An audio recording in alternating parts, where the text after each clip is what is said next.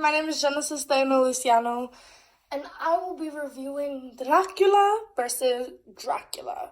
So I made a zine being in quotation marks, because I don't feel like this is actually a zine, or is it true to like zine origins? If anything, it's like a booklet on Dracula, the English version versus the Spanish version. So I actually got this DVD from the library because it was impossible to find online. If you look it up, it'll say that the Spanish version is on Tubi, but all that'll do is give you false hope, and then when you go to click on it, it'll say that it's unavailable. So I actually found out that most DVDs, if not all of them, come with a double feature. So they have the Spanish version along with the English version. Alright, let's get into it. So, the English version of Dracula filmed during the daytime, while the Spanish version filmed during the nighttime, using the same sets. The English version came out a couple months before the Spanish version, but they both came out in 1931. The English version was directed by Todd Browning and Carl Freund, who also did the cinematography for the film.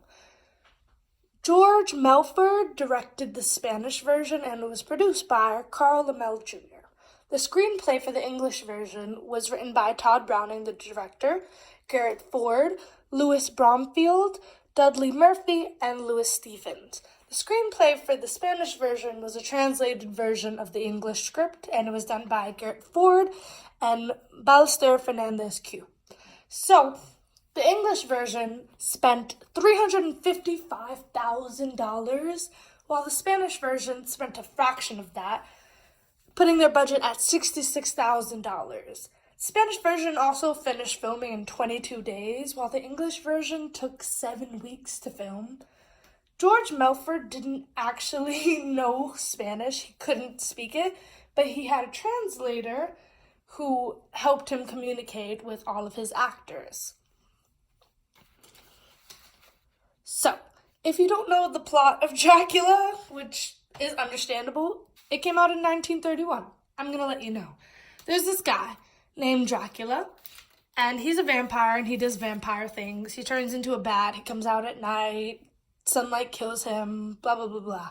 He hypnotizes this guy named Renfield, who's a British soldier, turning him into his mindless slave. Renfield is the one who visits the castle in the beginning of the movie with that opening shot of the stairs and Dracula. And so he comes to visit Dracula against the wishes of everybody else in the town, who's like, don't go up there, it's creepy, it's scary, there's a vampire. But he's a mindless slave, so he goes. So Dracula is out here doing his Dracula thing, and so he's biting all of the girls in the town and wreaking havoc, scaring all of the villagers, turning into a bat, hanging out in the dark, vampire things, you know? So Dracula then sets his eyes on this girl named Mina, or in the Spanish version, Eva, because she is the most beautiful girl in the town and the most desired, and so he desires her. So he wants to turn her into a vampire and tries to go after her, but oh no, because he went after the wrong girl. Van Helsing is her father, and Van Helsing is a doctor who's also kind of a scientist, who's also kind of a vampire hunter. Either way, he's very respected in the town, and he's the one to look out for. So once Mina is under attack, Van Helsing is amped up, and he has his crew of doctor scientists, vampire hunters, who are trying to figure out what's going on and who Dracula is and how to put an end to this. And he sets that as his goal for the whole movie. So Renfield is the mindless slave of Dracula at this point. He is at the will of Dracula, and he is going mad. So the group of scientists, doctor, vampire hunters lock him up and kind of send him away and don't include him in anything because he can't be trusted. You know, it's clear he's going mad, and as the film progresses, he only gets madder.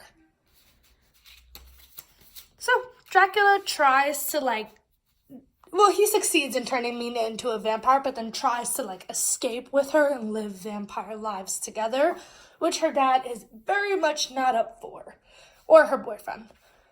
So this is where the two films diverge. In the English version, Dracula is staked in the heart and dies, but in the Spanish version, both Eva and Dracula are staked in the heart and die, but in the English version, only Dracula is staked, and then Mina is supposed to turn back into a person, but they also don't show this. It's kind of implied.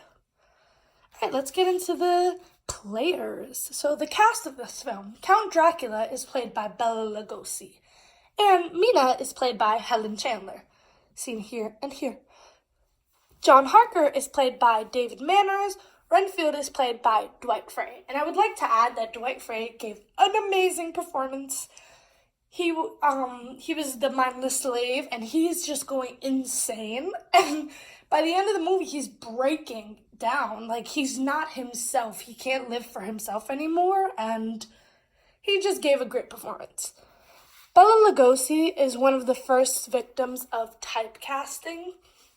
He played Dracula and then was eventually offered Frankenstein by Universal Studios, the studios that produced this film, but declined it, and he ended up regretting that because he didn't end up being able to play anything but Dracula for his entire career.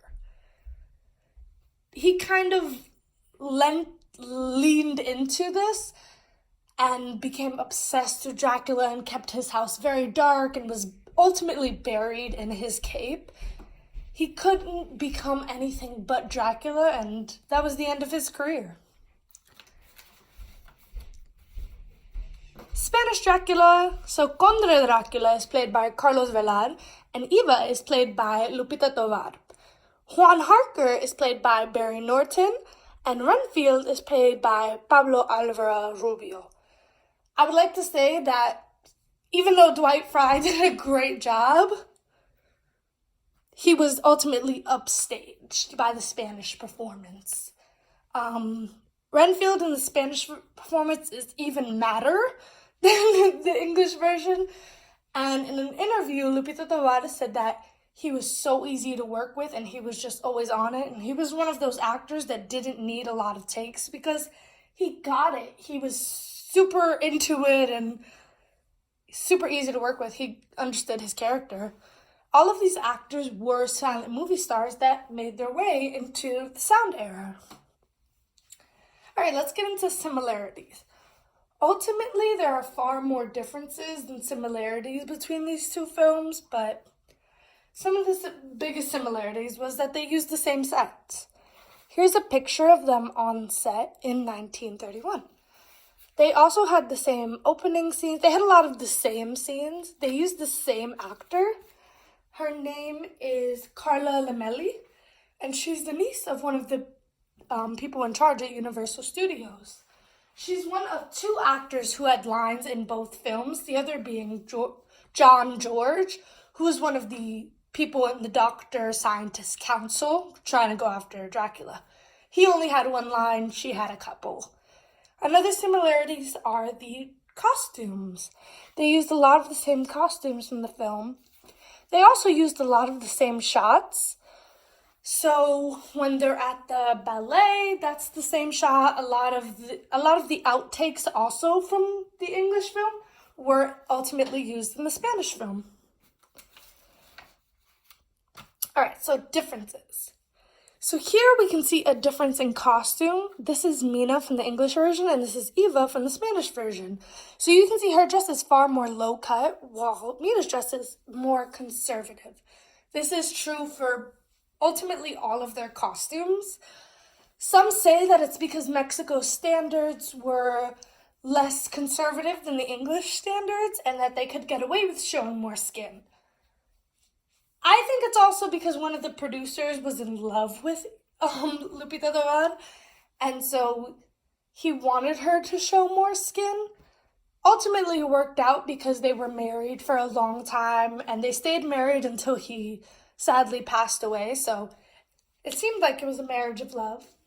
Another difference of the film is that the film is, in Spanish, it's 1 hour and 44 minutes, while in English, it's 1 hour and 15 minutes.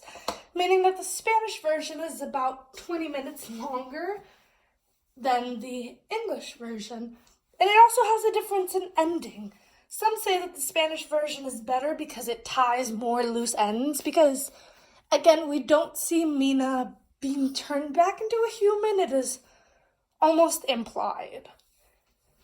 And so, the script was also translated, so some of the things in the Spanish version are just a little deeper.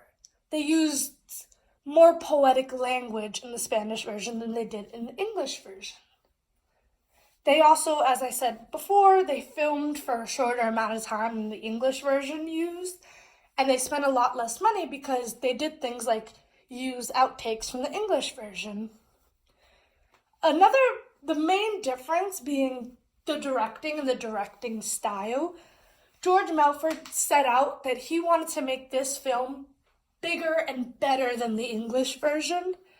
He had almost a personal vendetta, and that was his goal. And so he added more lighting to scenes, he added close-ups, he added ambiance where the English film was lacking.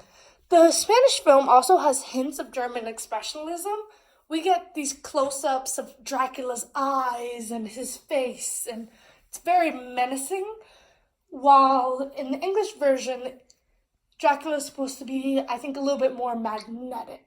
Like, he hypnotizes you, but in the Spanish version, he's more trying to scare you. Okay. I also made this little bat because Dracula turns into a bat, and he's a bat. Fun fact, they actually wanted Dracula to drive around in a little Batmobile, but Universal Studios was like, absolutely not, because we don't have the money for that, because we spent $355,000 on this already, and we had to purchase the rights, because prior to this film, it was a stage play, and it originally came from a novel. So, yeah. Here are some of the posters for Spanish Dracula. So, for some historical context, this film was an MLV, which stands for multi-language version. This was fairly common at the time, like the language version would film at night, while the English version would film in the daytime, using the same sets and things of the sort. The most common languages at the time were Spanish, French, and German.